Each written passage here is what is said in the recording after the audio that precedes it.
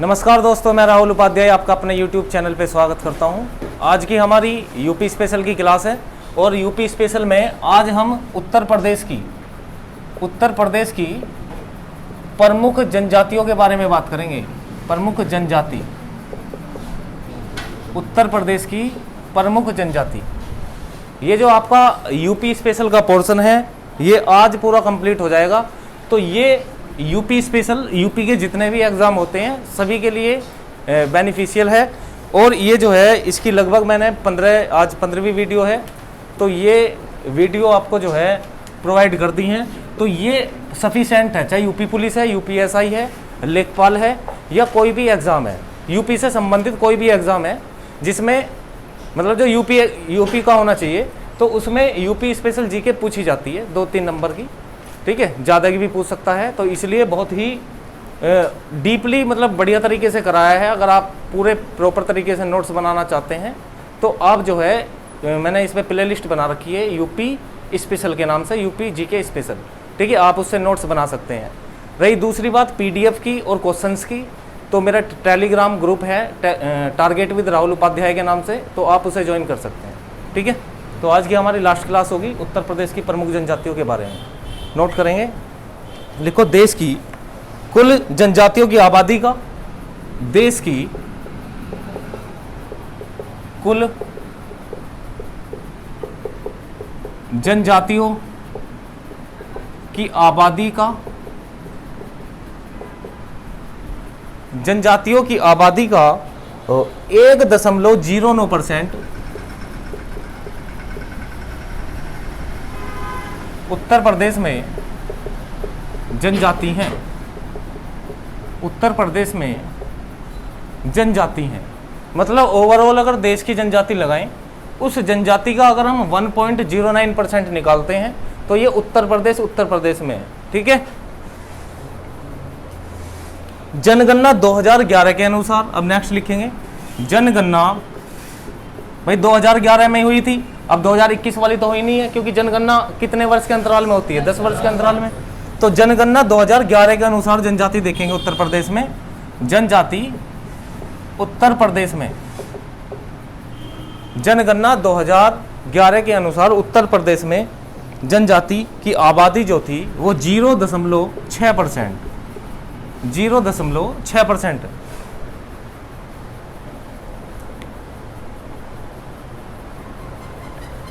ठीक है, देखो ये तो है अब के हिसाब से अगर हमने लगाई है ओवरऑल।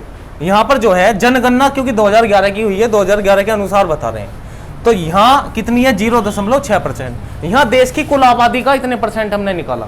यहां पर जनगणना 2011 के अनुसार केवल उत्तर प्रदेश की जो जनगणना ने बताया है 0.6%, वो भी कुल देश की निकाल के बताते हैं स्टेट का, ठीक है। तो ये बात आपको ध्यान रखनी है। अगर जनगणना 2011 के अनुसार पूछे जनजाति उत्तर प्रदेश में कितनी है, 0.6% है, ठीक है। और देश की कुल जनजातियों का परसेंट पूछेगा तब कितनी है? 1.09%, ठीक है। अब ध्यान रखेंगे थोड़ा सा, अगर मैं 1967 के अनुसार देखें, 1967, ये 1967 में उत्तर प्रदेश में 5 प्रमुख जनजाति, 5 प्रमुख जनजाति हैं।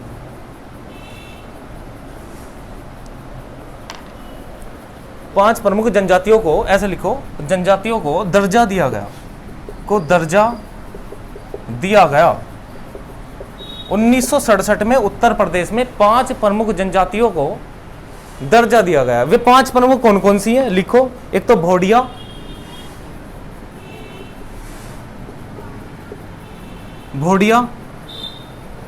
दूसरी है बुक्सा,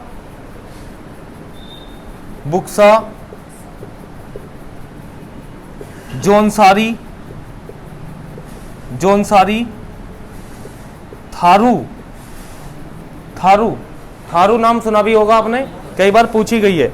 एक है राजी, 5वीं जो जनजाति है उसका नाम है राजी। तो ये 1967 में इन जनजातियों को दर्जा दिया गया उत्तर प्रदेश में। समझते हो भाई, जनजाति में यही चीज नहीं आती कि भाई जनरल ओबीसी, देखो आते तो ये भी है जनजाति अब ये, लेकिन इन्हें 1967 में 5 अलग ही प्रमुख बना दिया कि भैया जनजातियों के रूप में है। ठीक है, आपने भील जनजाति सुनी होगी, मीना जनजाति बहुत सुनी होगी। मीना सबसे ज़्यादा राजस्थान में मिलती है ना, ज़्यादा पाई जाती है। और मीना एसटी में आती है, तुमने देखा हो तो। ठीक है, ज़्यादातर अधिकारी मिलते हैं मीना में, तो क्योंकि कारण भी यही है, देखो एसटी में आ रहे हैं तो आरक्षण ज़्यादा है इन्हें। दूसरी बात, यहाँ पे 1967 के अनुसार ये जो 5 प्रमुख जनजाति हैं अपने उत्तर प्रदेश में ही है। 1967 में ध्यान रखना, ये केवल उत्तर प्रदेश में नहीं है। अगर अब देखें प्लस उत्तराखंड, भाई सन 2000 में अगर मैं बात करूं, सन 2000 में तो यूपी से तो अलग हुआ है उत्तराखंड। भाई 1967 में तो यही था इसके साथ ही, तो यहाँ पर किसे मिला के था ये, यूके को मिला के उत्तराखंड। तो हम कह सकते हैं 1967 में उत्तर प्रदेश और उत्तराखंड में 5 प्रमुख जनजातियों को दर्जा दिया गया, क्योंकि उस समय उत्तराखंड अलग नहीं था उत्तर प्रदेश से, उत्तर प्रदेश का ही प्रांत था ये तो सन 2000 में अलग किया है। सन 2000 में बताओ जरा मुझे, कितने जो राज्य हैं वे नए बने हैं। एक कौन सा बना, उत्तराखंड, और दूसरा एक झारखंड, और एक बना है छत्तीसगढ़। और ये भी 2000 में यूपी से अलग हुआ था, और ये बिहार से अलग हुआ था, और ये एमपी से अलग हुआ था, मध्य प्रदेश से। ठीक है, सन 2000 में। तो यहाँ पर 1967 में अगर कही है बात कि 5 प्रमुख जनजातियों को दर्जा दिया गया, तो उसमें उत्तराखंड भी है, ध्यान रखना। 2000 से पहले अगर कोई बात कही जा रही है उत्तर प्रदेश के लिए, तो उसमें उत्तराखंड भी शामिल है। ठीक है, चलो नेक्स्ट लिखो। उत्तर प्रदेश में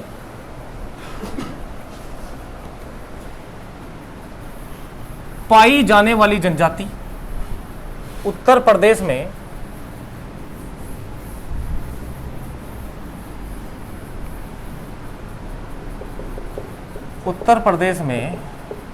पाई जाने वाली जनजाति निम्न है। ठीक है, इसके अलावा देखो 5 को तो दर्जा दिया ही गया, इसके अलावा और भी तो हैं, तो वे कौन कौन सी है उसे लिखेंगे।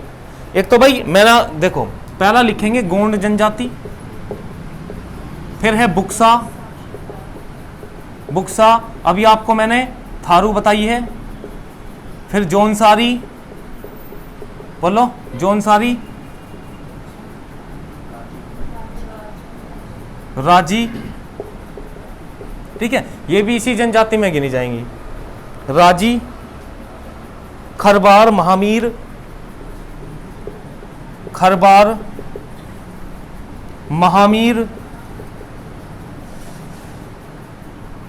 महामीर, थारू भी लिख दिया हमने इसमें। तो कितनी होगी टोटल जनजाति भाई? 7 जनजाति। ठीक है, 2 और जोड़ ली हमने। ध्यान रखना, उत्तर प्रदेश में एक तो अयोध्या और एक जालौन, ऐसे 2 डिस्ट्रिक्ट हैं जहां जनजाति नहीं पाई जाती। इस बात का ध्यान रखना, जनजाति नहीं पाई जाती। एक तो अयोध्या, ठीक है, बताओ अयोध्या किस नदी के किनारे बसा हुआ है? सरयू नदी के किनारे। कई बार पूछा गया क्वेश्चन है ये। अयोध्या और जालौन ऐसे 2 प्रांत हैं, ऐसे 2 डिस्ट्रिक्ट हैं जहां पर जनजाति, इनमें से जनजाति नहीं पाई जाती। बाकी सब में एक दो जनजाति हैं। कितने जिले हैं उत्तर प्रदेश में? 75। और मंडल कितने हैं? 18 मंडल है।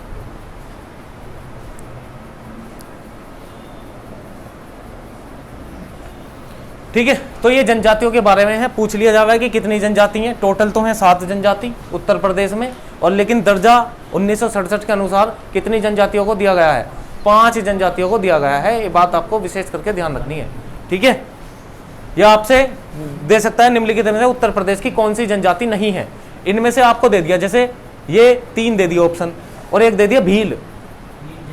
तो भील जनजाति है, लेकिन हमारे उत्तर प्रदेश की नहीं है, मध्य प्रदेश में ज़्यादा पाई जाती है भील जनजाति, तो वहाँ राजस्थान में पाई जाती है। अगर मीणा दे दिया, ठीक है। तो इस तरीके की जो जनजाति है वो ध्यान रख लेना आप, कि कोई इसमें पूछेगा क्वेश्चन वो दूसरे स्टेट की दे सकता है आपको, ठीक है, तो वही आपका आंसर हो जाएगा। बस इसी तरीके के तो क्वेश्चन आते हैं, लेकिन वो सही करने के लिए आपको सातों के सातों याद होने जरूरी हैं। अगर ये याद नहीं है तो क्वेश्चन गलत है, फिर समझ रहे हो बात को। तो यही है बात, ठीक है। और दूसरी बात, एक बात और आपको विशेष करके ध्यान रखनी है, एक बात और बता रहा हूं मैं तुम्हें, जो सबसे फर्स्ट नंबर पे जो सबसे ज्यादा जनजाति पाई जाती है वो ये पाई जाती है उत्तर प्रदेश में। ठीक है, तो ये बात को आपको विशेष करके ध्यान रखना है। सबसे ज्यादा जनजाति 5,69,035 इतनी संख्या है इनकी, 5,69,035 इतनी जनसंख्या है। तो पहले नंबर पे देखो, संख्या तो नहीं पूछेगा, लेकिन पहले नंबर पे ये गोंड जनजाति उत्तर प्रदेश में पाई जाती है। दूसरे में खरबार है, दूसरे नंबर पे भाई, पहले पे क्या होगी गोंड जनजाति, दूसरे पे खरबार, ये खरबार जनजाति है। संख्या नहीं पूछता तो संख्या इंपॉर्टेंट नहीं है। तीसरे नंबर पे आपका जो है थारू, ये 3 तक याद रख लेना आप। ठीक है, सबसे ज्यादा गोंड, फिर खरबार और तीसरी है थारू। ठीक है, तो ये छोटा सा पोर्शन था जनजाति का, ये कंप्लीट आपका। दूसरे पोर्शन पे चलेंगे। ठीक है, दूसरा टॉपिक है, हेडिंग डालो भाई, उत्तर प्रदेश के शैक्षणिक संस्थान। उत्तर प्रदेश के शैक्षणिक संस्थान।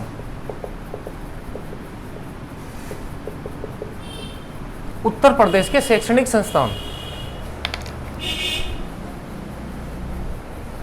चंद्रशेखर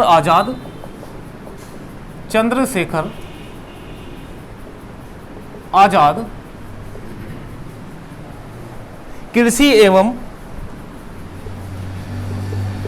एवं प्रौद्योगिकी विश्वविद्यालय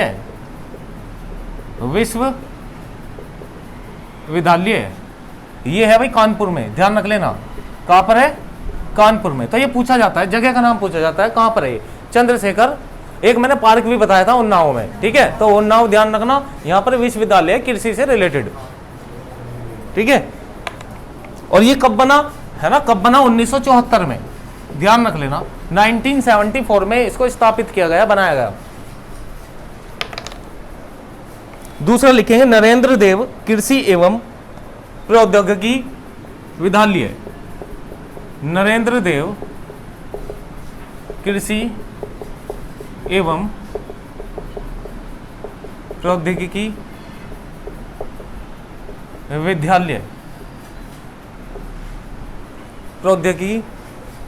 विद्यालय। ये है भाई फैजाबाद। ये कहां पर? फैजाबाद। वैसे फैजाबाद का नाम चेंज करके क्या कर दिया बताओ? अयोध्या, है ना, अयोध्या। कई के नाम लिखवाए हैं, प्रयागराज का, इलाहाबाद का प्रयागराज कर दिया। तो ये बात आपको ध्यान रखनी है। अयोध्या, ये भी कब स्थापित किया गया? 1974 में। ठीक है, ये भी 1974 में, 1974 में इस विश्वविद्यालय को बनाया गया है। सरदार पटेल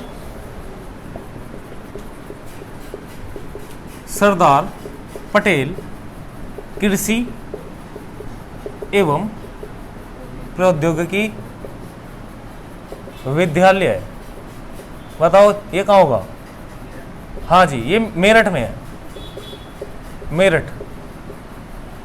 ठीक है, सरदार पटेल, ये मेरठ में है, कृषि से रिलेटेड विश्वविद्यालय है। सन 2004 में स्थापित हुआ है यहाँ पे, सन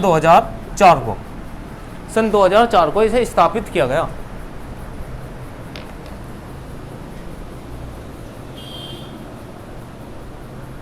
Sam Higginbottom institute, Sam Higginbottom institute,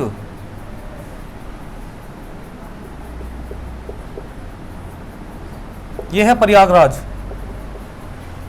यानी कि कहां पर? इलाहाबाद। ठीक है, प्रयागराज। सन 2000 में बनाया इसको। देखो नाम तो वैसा ही है, विदेशी सा है। सन 2000 में इसको बनाया गया। हाँ, मतलब स्थापित कर दिया इसे सन 2000 में। ठीक है, तो ये भी ध्यान रखना भाई, कई बार आए हुए क्वेश्चन है।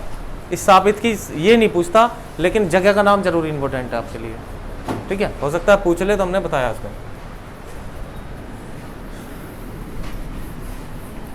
अब पढ़ेंगे हम, अगला टॉपिक हमारा है उत्तर प्रदेश में यातायात।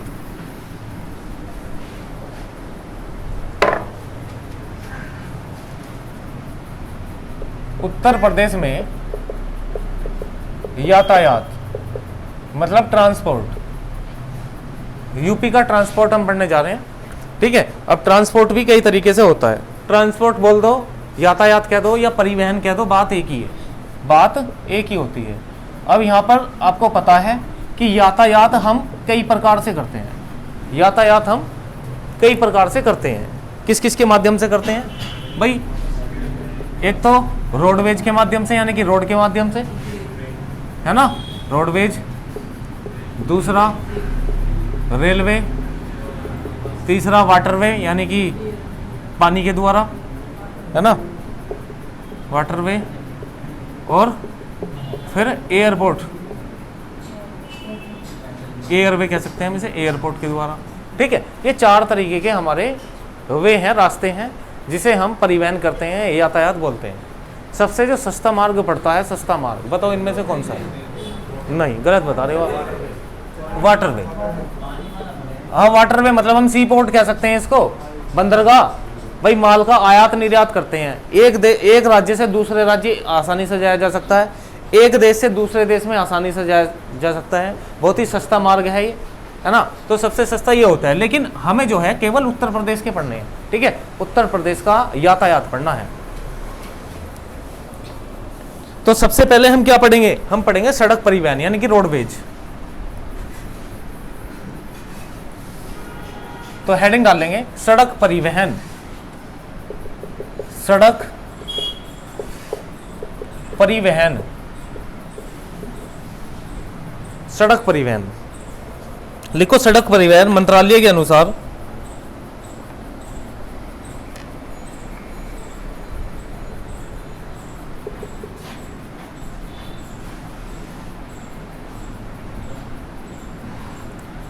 लिखो सड़क परिवहन उत्तर प्रदेश में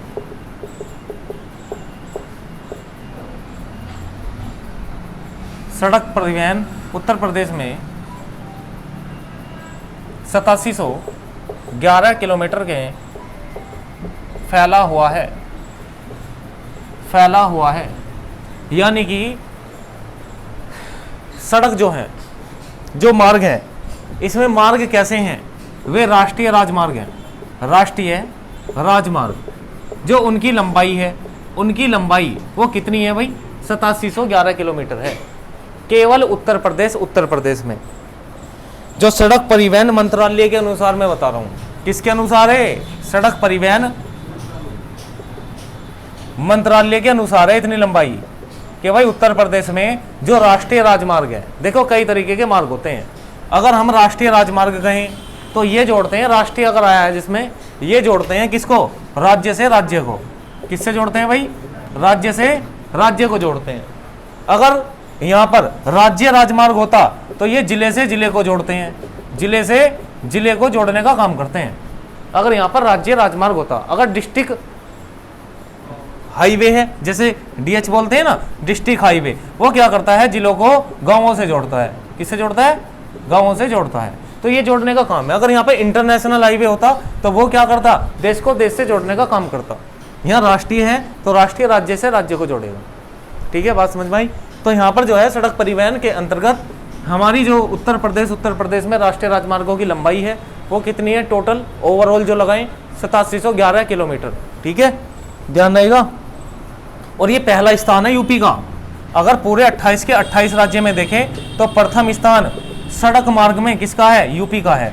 दूसरे स्थान पे ध्यान रख लेना, दूसरे में बताओ भारत के किस राज्य का क्षेत्रफल सबसे ज्यादा है? राजस्थान। तो सेकंड नंबर पे है यहाँ पर, राजस्थान भी देख लो सेकंड नंबर पे है। पहले नंबर पे अपना उत्तर प्रदेश है जहां पर राष्ट्रीय राजमार्गों की लंबाई ज्यादा है। और बताओ इन राष्ट्रीय राजमार्गों को बनाने का काम किसका है? हाँ जी, बनाने का काम किसका होता है? ये NHAI का होता है ना, national highway authority of India, इसका होता है भाई ये काम। ठीक है, इसका ये काम होता है, ना ही का काम होता है national highway authority of India. आपने देखा भी होगा किसी एनएच पे अगर काम चल रहा है तो वहां पे वो लगाते हैं ना बैरियल, तो बैरियल पे उस पर लिखा होता है NHAI, ठीक है, अगर आपने गौर की हो तो। क्योंकि यहाँ पर जो है ये कौन लगाते हैं, ये वो लोग लगाते हैं जो मतलब कंपनी के हैं और वे काम कर रहे हैं राष्ट्रीय राजमार्ग पे, ठीक है।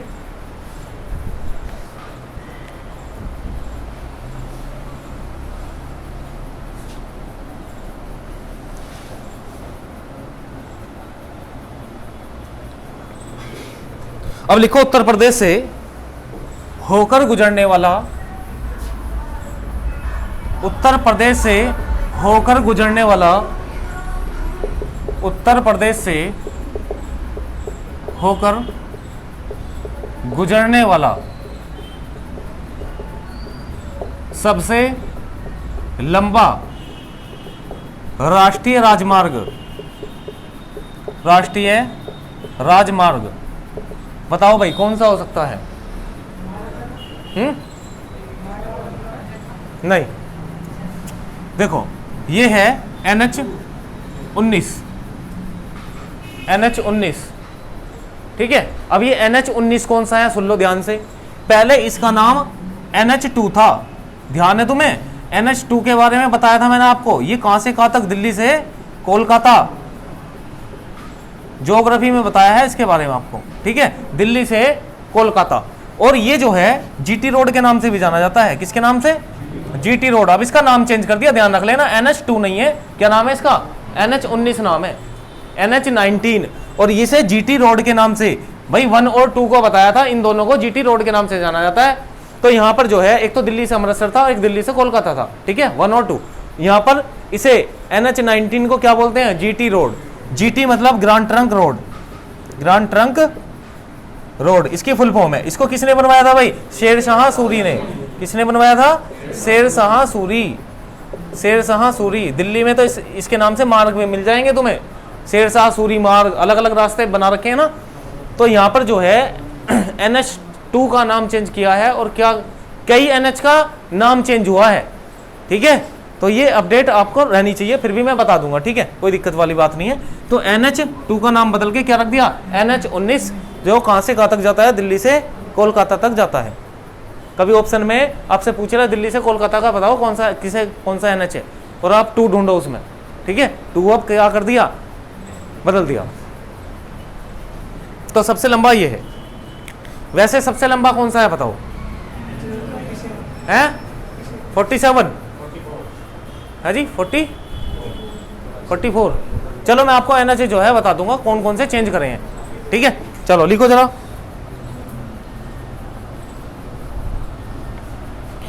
अब लिखो PWD।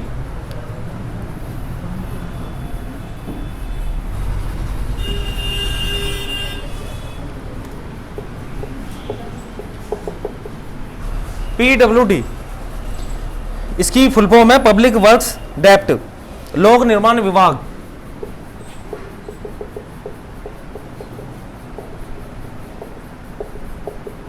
लोक निर्माण विभाग।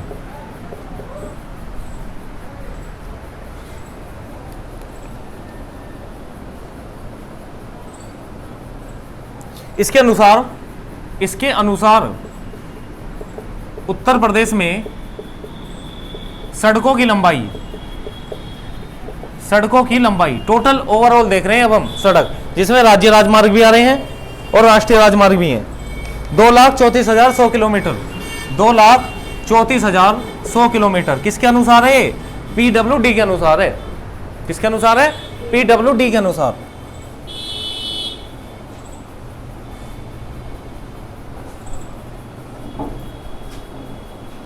भाई एक काम करो, आप जल्दी से एक काम करो, 3 कॉलम बनाओ।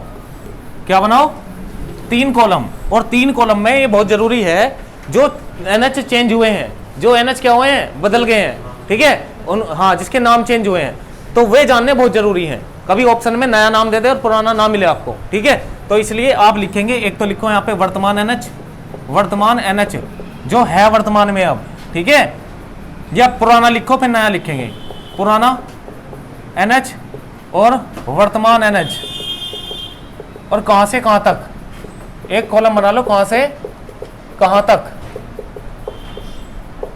तो भाई NH2 आप सभी जानते थे, पुराना नाम था ये, इसके नाम पे क्या कर दिया, NH19 कर दिया, जो कहां से कहां तक है, दिल्ली से कोलकाता तक, दिल्ली से कोलकाता तक। ये बहुत जरूरी है पता होने, ठीक है। तो इकट्ठा मैं आपको लिखवा रहा हूं ताकि तुम्हें दिमाग में रहे बात ये। फिर लिखेंगे NH44, NH44 नहीं, NH44 तो ये नया नाम है, किसका है, NH3 का, NH3 का नया नाम क्या है, NH44। NH3 कहां से कहां तक है बताओ भाई, आगरा से मुंबई तक, आगरा से मुंबई, आगरा से मुंबई, आगरा से मुंबई। नेक्स्ट लिखेंगे NH7, NH7 इसका कर दिया है NH35, NH35 वाराणसी से कन्याकुमारी तक, कहां से है, वाराणसी से कन्याकुमारी। देखो ये सबसे लंबा राष्ट्रीय राजमार्ग था भाई, ठीक है, और इसका नाम वर्तमान में NH35 था, मतलब 35 है अब, पहले क्या था, NH7, जो वाराणसी से कन्याकुमारी तक था। पहले ये श्रीनगर से डायरेक्ट कन्याकुमारी तक था, ठीक है, अब ये बाद में क्या करा है, वाराणसी से कन्याकुमारी तक किया है इसको। अगला लिखेंगे, अगला नाम लिखो NH11, इसका क्या दिया, NH21, NH11 को क्या कर दिया, NH21 बना दिया, NH21। अब इसका नया नाम है NH21। आगरा से बीकानेर, आगरा से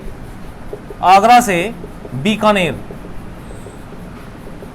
आगरा से बीकानेर, आगरा से बीकानेर कर दिया इसको, ठीक है। फिर लिखेंगे NH24, NH24 का भी नाम चेंज कर दिया, NH24 का ये बना दिया NH9, NH9।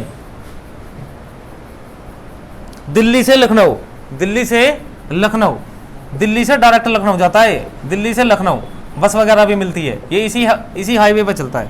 NH का मतलब क्या है भाई, national highway, national highway. Next लिखेंगे NH25, NH25, NH25 ये पुराना नाम था, नया नाम NH25 का कर दिया NH27, लखनऊ से शिवपुरी, NH27 कर दिया, जो कहां से कहां तक जाता है, लखनऊ से शिवपुरी तक, लखनऊ से शिवपुरी तक।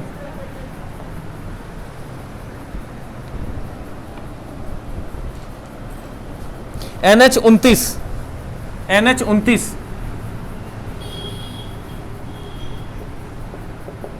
इसका कर दिया NH31, क्या कर दिया, NH31।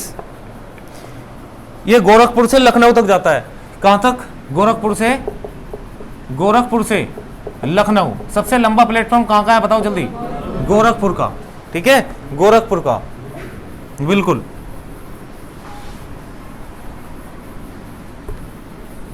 कितनी लंबाई है इसकी बताओ जरा, 1350 मीटर, 1350 मीटर।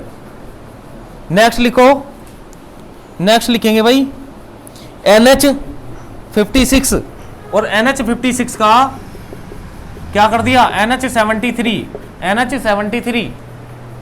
और ये कहां से कहां तक, लखनऊ से वाराणसी तक, कहां से कहां तक जाता है, लखनऊ से जाता है ये वाराणसी। अगर वाराणसी जाना है लखनऊ से, या वाराणसी से लखनऊ आना है, तो ये कौन सा NH है, NH73 है, NH73। और इनको याद करने के लिए 3-4 बार आप लिख के देखना, ठीक है, 3-4 बार लगातार लिख के देखना। याद करने को आसान तरीका बता रहा हूँ, लिख के ज़्यादा याद हो जाता है तुरंत, ठीक है, याद आ जाता है। तो 2-4 बार आप लिखेंगे तो प्रैक्टिस करेंगे इसकी, तो रटना नहीं पड़ेगा, आराम से जो है आप कर लोगे। तो ये ध्यान रख लेना, ये NH चेंज हुए हैं कुछ, ये NH कुछ चेंज हुए हैं। अब दूसरा देखो, ये हमने सड़क के बारे में बहुत देख लिया, अब आ जाओ किस पे, जल्दी से आओ आप रेलवे पे, रेलवे, रेलवे।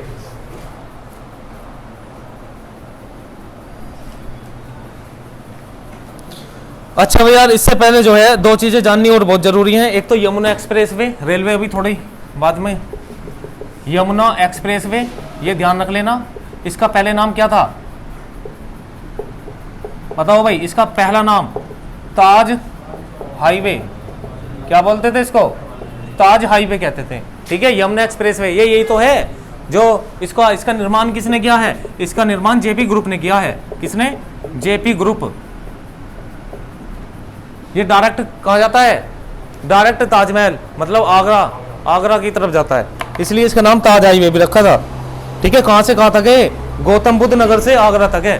कहां से कहां तक, गौतम बुद्ध नगर से आगरा तक। हाँ वही है भैया, नोएडा ये। ठीक है, तो ये नोएडा से आगरा तक। इसकी कुल लंबाई 165.56 किलोमीटर। ठीक है, ये लंबाई है इसकी। एक घंटे में, 1-1.5 घंटे में, मतलब इतना बढ़िया हाईवे है ये कि आप पहुंच सकते हैं। लागत आई इसमें 12,839 करोड़, 12,839 करोड़। ध्यान रख लेना, इसको बनाया है जेपी ग्रुप ने। ठीक है भाई, जेपी ग्रुप ने इसको बनाया है। कर लिया नोट, जल्दी बताओ। ये कंप्लीट करेंगे ये पोर्शन आज हम। दूसरा लिखो, दूसरा एक हाईवे और है, लखनऊ और आगरा वाला, आगरा लखनऊ एक्सप्रेसवे। ठीक है, आगरा और लखनऊ एक्सप्रेसवे। ठीक है भाई, छुड़वा रहा कुछ नहीं हूं मैं, तुम्हें कुछ स्किप नहीं करवा रहा। ये ऐसे आपके नोट्स बन जाएंगे यूपी स्पेशल के, जो मैं ये कह रहा हूं कि चाहे वो यूपी पुलिस का है, यूपीएसआई का है, लेखपाल का है, पैट का एग्जाम है, कोई भी एग्जाम है, सिर्फ आपको करंट पढ़ने की जरूरत पड़ेगी फिर। ठीक है, ये नोट्स ऐसे हैं। अगर आपकी कोई क्लास छुट्टी है तो वीडियो पड़ी हुई है, उस पर आप कर सकते हो। इसकी प्ले लिस्ट बना रखी है पूरी मैंने, पूरा फुल डिटेल में। ऐसे नहीं कि 2-4 क्लास ले ली, ऊपर से पढ़ा दिया, छुट्टी। तुम देख लोगे कि कंटेंट क्या दिया है मैंने इसमें। ठीक है, अब देखो ये आगरा लखनऊ एक्सप्रेसवे क्या है, इसमें लिखेंगे जरा। यह भारत का लंबा हाईवे है, सबसे लंबा। यह है भारत का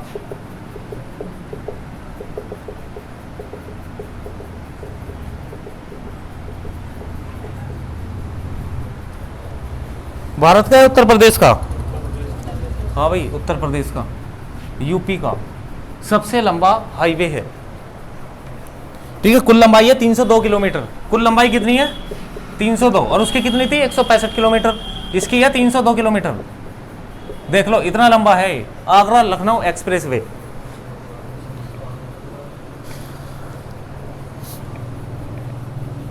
चलो अब रेलवे से पहले आ जाओ आप यूपी के हवाई अड्डे।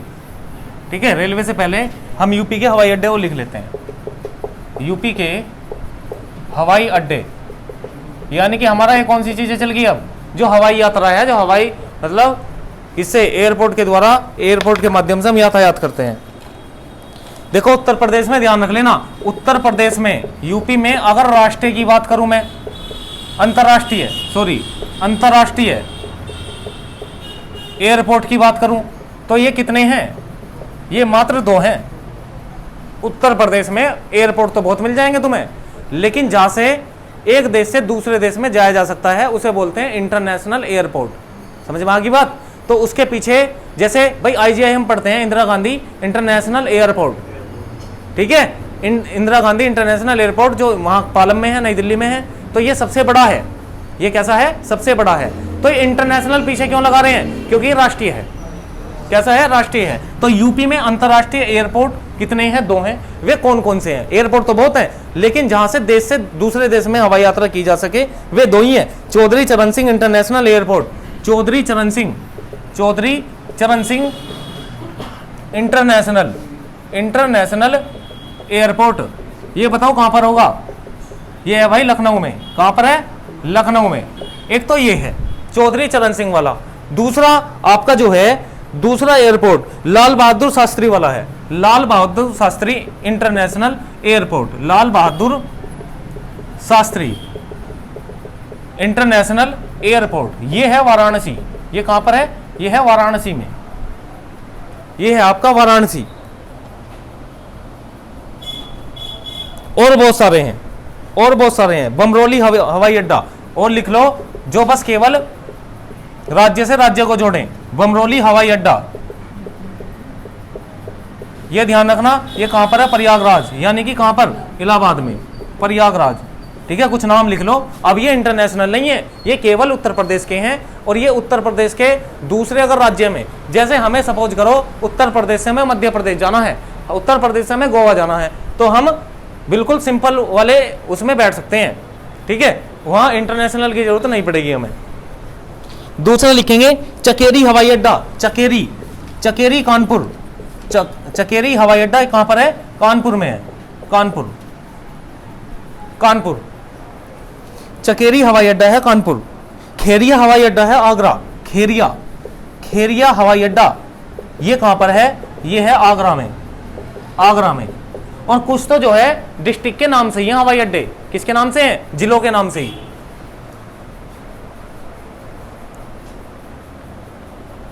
हिंडन हवाई अड्डा, बताओ, ये बताओ, गाजियाबाद, हिंडन हवाई अड्डा ये कहां पर है? ये है गाजियाबाद में, गाजियाबाद, हिंडन हवाई अड्डा गाजियाबाद। जेवर हवाई अड्डा, जेवर हवाई अड्डा, बताओ भाई जेवर कौन से रास्ते पे पड़ता है? यही यमुना एक्सप्रेस वे पे पड़ेगा ये जेवर। ठीक है, और जेवर जो है ये हवाई अड्डा कहां बनने जा रहा है? गौतम बुद्ध नगर। अभी निर्माणाधीन है, चला नहीं है ये। कहां पर? गौतम बुद्ध नगर। कभी तुम सोचोगे यहीं से यात्रा कर लें, हैं? अभी चला नहीं है, ये कैसा है? निर्माणाधीन है, अभी ये स्टार्ट नहीं हुआ। ठीक है,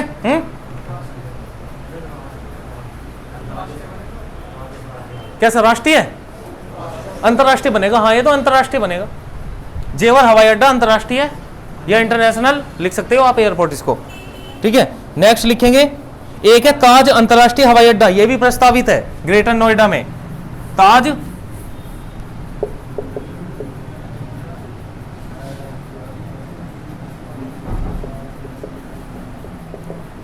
ठीक है, ये भी कहां बनेगा? ये ग्रेटर नोएडा में बनेगा। ठीक है, ये भी प्रस्तावित है भाई, प्रस्तावित देख लो। तो यूपी में लगभग कितने हो जाएंगे? फिर 4 हो जाएंगे इंटरनेशनल वाले। आईआईटी कानपुर एयरपोर्ट, तो ये कानपुर के नाम से है भाई, आईआईटी कानपुर एयरपोर्ट, ये किसके नाम से है? देखो कानपुर के नाम से, तो ये कानपुर में ही है। ठीक है, ध्यान रख लेना। कुछ नाम से भी हैं, कुछ नाम से भी हैं, जैसे महायोगी गोरखनाथ हवाई अड्डा, बताओ कहां होगा? गोरखपुर में, महायोगी गोरखनाथ हवाई अड्डा तो कहां पर है? ये गोरखपुर में है, ध्यान रख लेना। ठीक है, वैसे तो नाम से पता चल जाएगा, और बाकी कुछ नाम से भी हैं। तो जो याद करने वाले थे वो मैंने लिखवा दिए। इसमें 2 अभी तक हाल फिलहाल में इंटरनेशनल है, 2 निर्माणाधीन है जो इंटरनेशनल है। ठीक है, और बाकी के बाकी जो हैं ये सारे उत्तर प्रदेश के हैं, अपने राष्ट्रीय। ठीक है, एक राज्य से दूसरे राज्य में जिसमें हवाई यात्रा हम कर सकते हैं। अब अगला हेडिंग डालेंगे यूपी में, यूपी में जल परिवहन, यूपी में जल परिवहन, यूपी में जल परिवहन, ये हेडिंग है।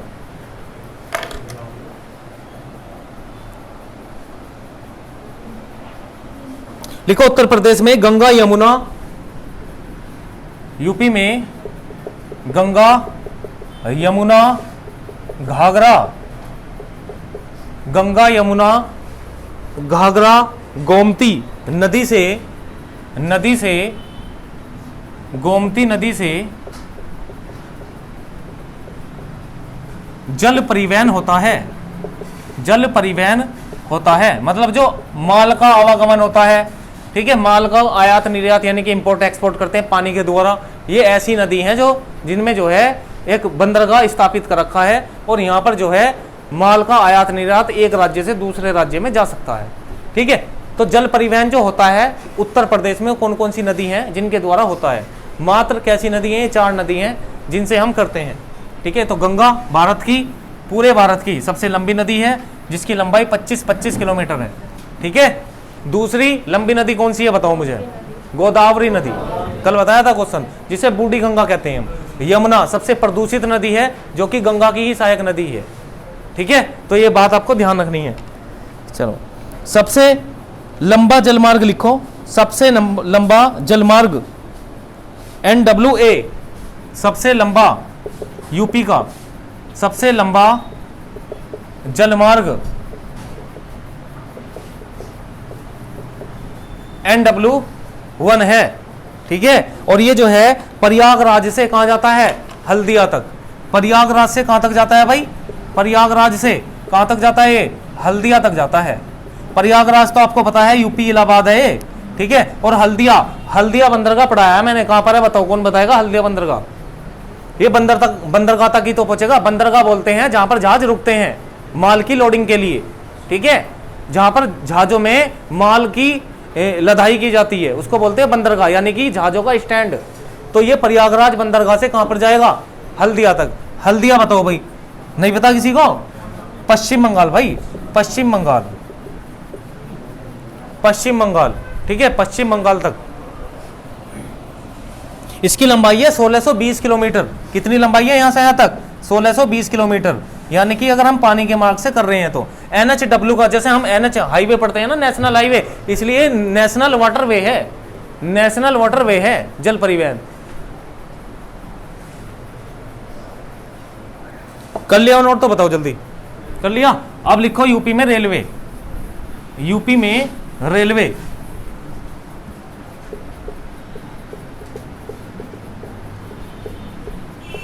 यूपी में रेलवे लिखो, रेलवे मार्गों की लंबाई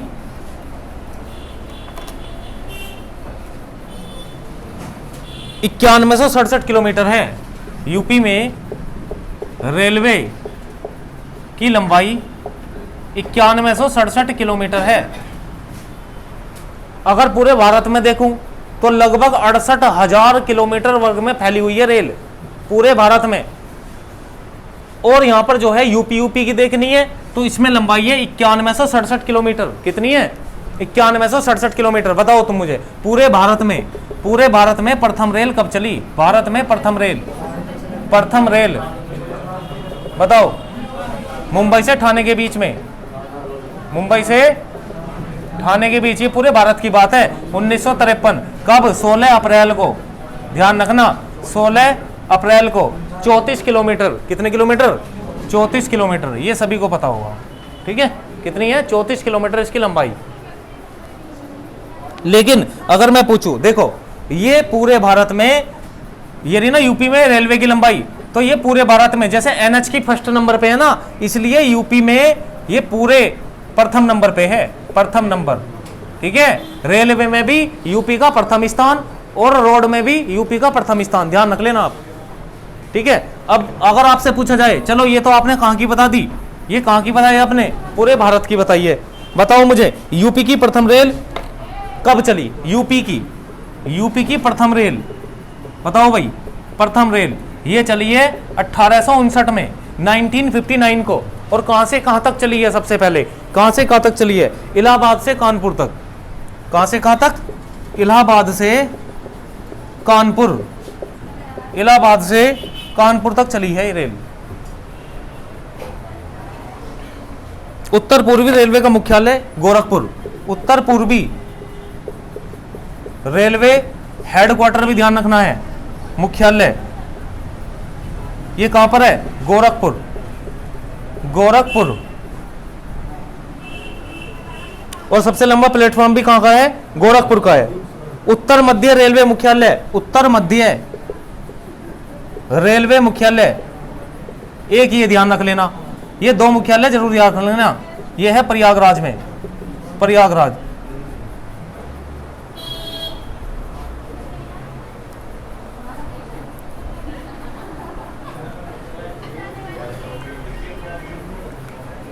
ठीक है, ये आपका पूरी तरह से ट्रांसपोर्ट हुआ कंप्लीट।